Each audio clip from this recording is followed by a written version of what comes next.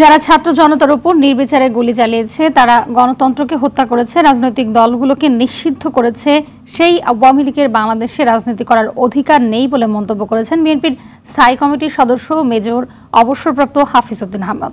দুপুরে জাতীয় প্রেস ক্লাবে এক সেমিনারে তিনি বলেন, নির্বিচারের মাধ্যমে দুর্বৃত্তরা রাজনীতি থেকে বেরিয়ে যাবে, ভালো রাজনীতিবিদরা দায়িত্বে আসবে। আওয়ামী সরকার দেশে ভারতীয়দের সুযোগ করে দিয়েছে বলেও অভিযোগ করেন হাফিজ উদ্দিন আহমদ। আমাদেরকে জুজুর ভয় দেখাতো, আওয়ামী লীগের বিরুদ্ধে বেশি কিছু করলে ভারতীয় বাহিনী এসে পড়বে। এখন বাংলাদেশের তরুণ যুবক ছাত্রদের পিতামাতারা যে সাহস দেখিয়েছেন, এই দেশে কি আর কোনোদিন বিদেশি শক্তি আসার সম্ভাবনা আছে? কোনো সম্ভাবনা নাই। আমাদের মানব সম্পদ আছে, এমনই মানব সম্পদ যারা নিরস্ত্র হয়েও হেলিকপ্টার গানশিপের বিরুদ্ধে ট্যাঙ্কের এপিসির সামনে বুক পেতে দিয়ে যুদ্ধ করতে পারে।